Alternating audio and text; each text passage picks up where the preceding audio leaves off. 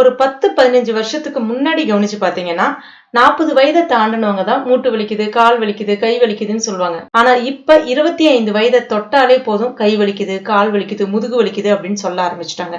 இதுக்கு எல்லாத்துக்குமே மிக முக்கிய காரணம் கால்சியம் குறைபாடு தான்.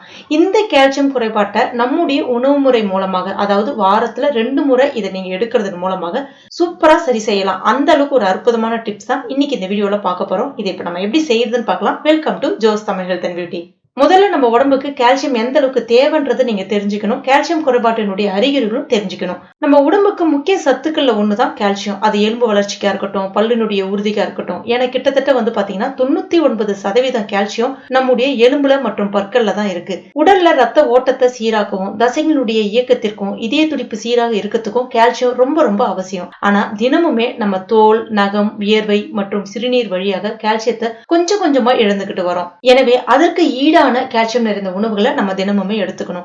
உதாரணத்துக்கு சொல்ல போனோம் அப்படின்னா, ஒரு நாளைக்கு 50 வயதுக்கு கீழ் உள்ள ஆண்கள் 1000 மில்லிகிராம் அளவுக்கும், 50 வயதுக்கு கீழ் உள்ள பெண்கள் ஒரு நாளைக்கு சராசரியா 1200 மில்லிகிராம் அளவுக்காச்சும் கால்சியம் எடுத்துக்கணும். அதுவே 50 வயதுக்கு மேற்பட்ட இருக்கக்கூடிய ஆண்களா இருந்தீங்கன்னா 1200 மில்லிகிராம் அளவுக்கும், அதுவே பெண்களா இருந்தீங்கன்னா 1300 மில்லிகிராம் அளவுக்காச்சும் கால்சியம் எடுத்துக்கணும். உங்களுக்கு கால்சியம் குறைபாடு இருக்குன்றத நம்மளால எளிதா அடையாளம் காண முடியும். கை, பாதம் மற்றும் முகத்துல உணர்ச்சியே இல்லாம இருக்கிறது, மன அழுத்தம் அதிகமா இருக்கும், பலவீனமான நகங்கள் இருக்கும், பற்கூச்சம், பற்கள் ஆட்டம் காணும், எலும்புகள் அதிகப்படியான வலி மற்றும் தேய்மானம் இருக்கும், தசைகள் அடிக்கடி பிடிப்பு இருக்கும், குழப்பம், ஞாபக மறதி அதிகமா இருக்கும். அது மட்டும் இல்லாம மூட்டு வலி, கை கால் வலி அதிகமாக இருக்கும். இது எல்லாமே பாத்தீங்கன்னா உங்களுக்கு கால்சியம் குறைபாடு தான். இப்ப இது எல்லாத்தையும் சரி செய்யக்கூடிய டிப்ஸ் எப்படி செய்யுதுன்னு பார்க்கலாம்.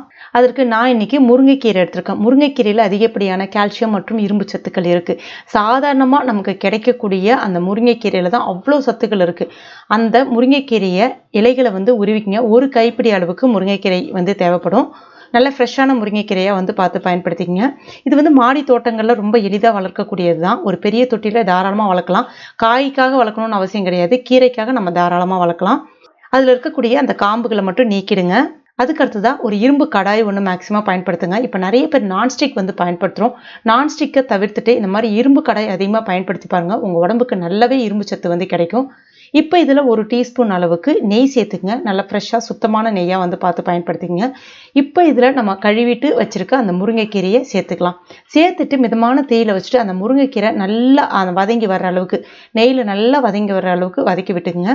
கிட்டத்தட்ட பார்த்தீங்கன்னா அப்போலாம் பார்த்தீங்கன்னா வெண்ணெய் உருக்கிறதுக்கு அப்படின்னு சொல்லுவாங்க. வெண்ணெய் உருக்கணும் அப்படின்னா கடைசியில் முருங்கைக்கீரை கொஞ்சமாக போட்டுட்டு எடுப்பாங்க. அந்த அப்போ தான் அந்த சுத்தமான நெய் கிடைக்கும் அப்படின்னு சொல்லுவாங்க. அந்த முருங்கைக்கீரை பொரிஞ்சதை நம்ம எடுத்து சாப்பிடும்போது பார்த்தீங்கன்னா அவ்வளோ மனமாகவும் சுவையாகவும் இருக்கும். ஆனால் இப்போ யாருமே அந்த மாதிரி பண்ணுறது கிடையாது. அதிகமாக நல்ல வாசனையாக நல்லா சுவையாக இருக்கும் இந்த மாதிரி செய்து சாப்பிடும்போது.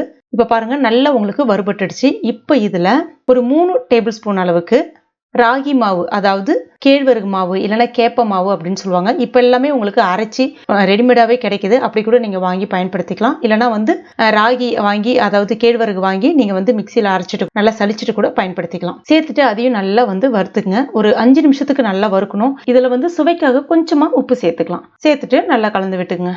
இது எல்லாருமே சாப்பிடலாம், எந்த விதமான பிரச்சனையுமே ஏற்படுத்தாது. ஆனா அந்த கேழ்வரகு நல்லா வேகணும். கேழ்வரகு மாவு அந்த கீரையும் நல்லா வெந்திருக்கணும். அது மட்டும் கவனிச்சுக்கங்க. எல்லாம் ஒன்னோடு ஒன்று நல்லா கூடி உங்களுக்கு இந்த பதத்துக்கு வர ஆரம்பிக்கும்.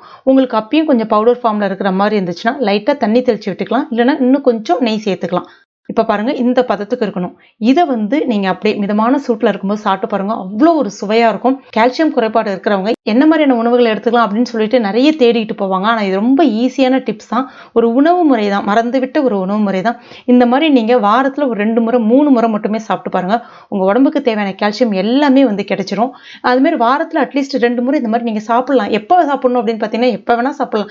மதிய நேரத்தில் சாப்பிடலாம், காலை நேரத்தில் சாப்பிடலாம். ஆனால் இரவு நேரத்தில் மட்டும் சாப்பிடக்கூடாது. ஏன்னா கீரை இரவு நேரத்தில் எடுத்துக்க கூடாது. இந்த மாதிரி நீங்க ட்ரை பண்ணி பாருங்க. உங்க உடம்புக்கு தேவையான கால்சியம் சத்துக்கள் அனைத்துமே கிடைக்கும். உடம்பு ஆரோக்கியமா இருக்கும், ஆரோக்கியமா இருப்பீங்க, சுறுசுறுப்பா இருப்பீங்க. அந்த கை கால் வலி, மூட்டு வலி இந்த மாதிரி எந்த பிரச்சனையுமே இருக்காது. ஞாபக மறதி இருக்காது, மன அழுத்தம் குறையும், பற்கூச்சம் இருக்காது, மூட்டு வலி சரியாகும். கண்டிப்பா ட்ரை பண்ணிட்டு மறக்காம எனக்கு கமெண்ட் பண்ணுங்க. இந்த வீடியோ பிடிச்சிருந்தா லைக் பண்ணுங்க. உங்க நண்பர்கள் மற்றும் ஃபேமிலி மெம்பர்ஸ் கூட மறக்காம ஷேர் பண்ணிக்கங்க. மேலும் இது போன்ற பயனுள்ள குறிப்புகளுக்கு நம்ம சேனலை இது வரைக்கும் நீங்க சப்ஸ்கிரைப் பண்ணாத நண்பர்களா இருந்தீங்கன்னா உடனே சப்ஸ்கிரைப் பண்ணீங்க. கூடவே மறக்காம அந்த பெல் நோட்டிஃபிகேஷன் சிம்பிளி பிரஸ் பண்ணுங்க. தேங்க்யூ.